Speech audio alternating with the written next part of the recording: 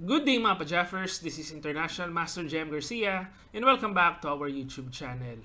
So ngayon po patuloy tayo sa ating coverage sa Tatay Steel Chess 2024 at nasa round number 6 na tayo. So dito ang napili nating laro ay yung laban po ni Super Grandmaster Alireza Firouzja kay Super Grandmaster Wei Yi. So actually itong dalawang Super GMs na ito, maraming beses ko na silang nakalaban. No? Si Firouzja, out of 2 games, nakachamba ako ng tabla.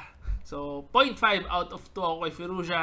Kay Wei Yi naman, out of 3 games na naglaban kami sa mga over-the-board tournaments, 0 po ang in-score ko dito kay Wei Yi.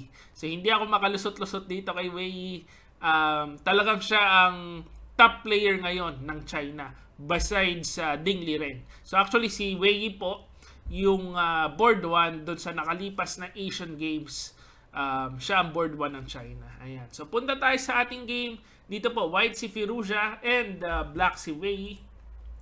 Ito po, nag-start with D4, Knight F6, C4, and then nag-E6. So ito yung parang mag-queens in dyan dito si Wei Yi. Ang tira kasi ni Wei Yi talaga, hindi po Queen's Indian eh. Ang ginagawa niya usually is Grunfeld. Ayan, so yung opening ko, Grunfeld po, kinopya ko po. Isa sa mga pinagkopyahan ko ay si Wei Yi. And nung previous rounds, ito ang tinira ni Wei Yi. I think dun sa laban niya against Abdusatorob. Ito po ang tinira nilang mainline ng Grunfeld. Ayan. Kaso ngayon, baka naisip niya, naghanda ito si Firouzja, tira muna ako ng iba. So nag-E6, Knight F3, D5.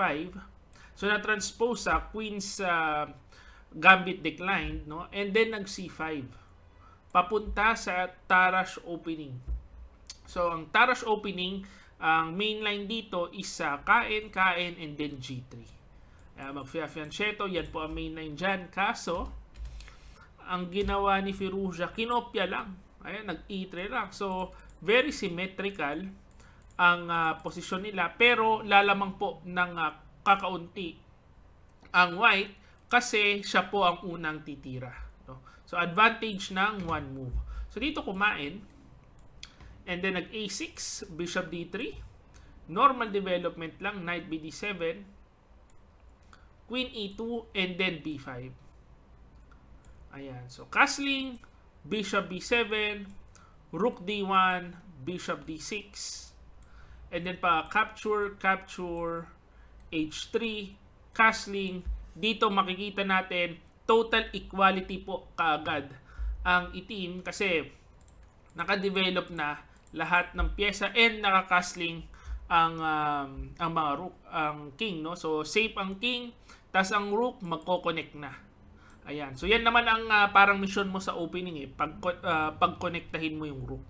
Ayan. So, dito ng E4, Queen C7. Ayan, connected na po ang rook. Napakaganda ng posisyon ng black. Kaso, tingnan natin ano nangyari. Ano? So, Bishop E3. Rook AC8. Rook AC1. Pagka-capture, Queen B6. So, gusto ng Queen to Queen.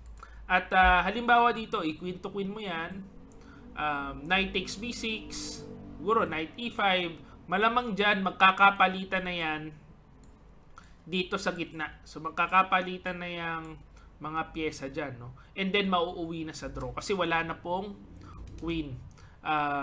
Pero makikita natin ang fighting spirit ng isang 2700. Ayan po ang napapansin ko no, sa mga super grandmasters, even sa grandmaster lang. Parang ayaw na nila ng tabla. So, ayaw niya, si Firouzja dito, ayaw ng tabla kay Wei Yi. So, Knight D4, Knight E5, and maganda ang technique na binitawan ni Firouzja dito. No? So, Bishop E2, Rook FD8, and then F3. Ito ang napakagandang tira yung F3 na yan. Bakit? Kasi yung F3, E4, combo na po yan ng pawns. Pinapatay niyan dalawang pyesa. Ano? So kung papansinin niyo po, yung bishop nakatutok dyan, tumatama sa pader. And yung knight, neutralized din, hindi rin makatalon pa forward. No? So lahat yan huli ng combo na F3, E4 combo. Ayan. So actually, isa po yan sa mga magandang technique. Pagka nakita ko ng bishop, tsaka knight na kombong ganyan, F3, E4. Tagpas yung dalawang yan. Ayan. So syempre, alam ni Firouzja yan. So nag H5, King F2, H4, and then pagka Knight B3, nag Queen to Queen, makikita natin nagkaroon ng parang konting weakness dito sa king side. So pagka G5, Rook takes D8, Rook takes D8. Ito po sa unang tingin, parang lumalamang ang itim kasi nababad bishop yung bishop ng puti. So lahat yan nakaharang dun sa naharangan ng pawn yung bishop. Pero meron kasing weakness dito, magiging target itong mga pawn sa queen side. So ayan po ang ginawa ni Firouzja, Knight C5, atake sa bishop, so umatras. And then pagka A4, itong mga pawn dito under fire. So napakahirap pong depensahan. Halimbawa mag B4 ka dyan, pwedeng mag Knight A2 lang So aatakihin lang to. Pagka nag A5 ka, pwedeng balikan. Tagpas ang pawn mo sa A5. So ang nangyari, parang na-overextend dito sa king side, nakalimutan ng queen side, yung mga pawn babaksak. So ayan po, nag Knight FD7, palitan ng pyesa, kaso kinain lang kain, and then ang kinalabasan, 1 pawn down. So dito, kahit maliit lang ang lamang na binibigay ng engine, actually 0.39 lang, mahirap na po laruin to sa tao. Kasi halimbawa mag Rook B8, yan po ang bigay ng engine. Merong saktong-sakto lang Rook C5. Depensado ito, tapos may atake pa dun. So, mahirap na po dito yung posisyon ng itim. So, ibalik natin. Kaya ang ginawa is Knight G6. Rook D1, napin pa, patay. Patay lalo. King F8, B4, King E7. So, syempre, pagka endgame, kailangan yung king ina-activate. Knight C3, Rook C8, and then ito na. Makikita natin ang galing po ng mga super grandmaster sa endgame. Ayan, nag-king dito lang. Pinaikot lang muna yung king. King D2, Knight E5, B5, secure ang pawn. King D6, and then ayan, king activity. King C2, check. King C7, King B3, Rook B8, and then King B4. So, simple lang yung idea yung ginawa ni Firouzja. Inikot lang muna yung king, inactivate, para makatulong sa depensa sa pawn. So, Bishop E8, Knight A4, Knight C6 check, King C5, active king. Ayan, pwede nang mang-ipit dito yung extra pawn.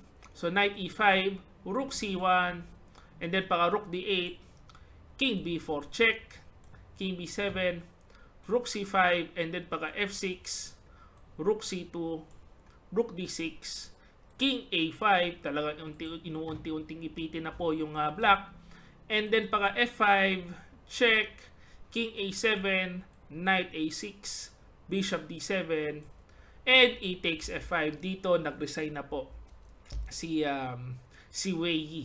Ayan, kasi halimbawa, ituloy natin, pag kumapture, Rook C7 check, King A8, talaga parang mamamati na to Pwede ba ito B6? Hindi, wag muna. So, King B4 lang muna, ikutin lang muna, and then B6 para may Rook A7 checkmate. So, actually, ang ganda po nung parang panggagapang na ginawa dito ni Firouzja. Hindi ko makakita masyado kung saan ang kamali, Mula dito, parang almost talo na, ginapang na lang nung king. Activate yung king, tapos naipit na po ang black. Ayan. So, yan po ang ating game for today. Tingnan natin ang current standings. So, current standings, Anish Giri with 4.5 out of 6. Tapos si Firouzja nakaangat na naman kasi kahapon natalo kay Juwen Jun. Ngayon nanalo naman siya kay Wei. So, 4 out of 6 siya ang second place. And then, marami pong humahabol.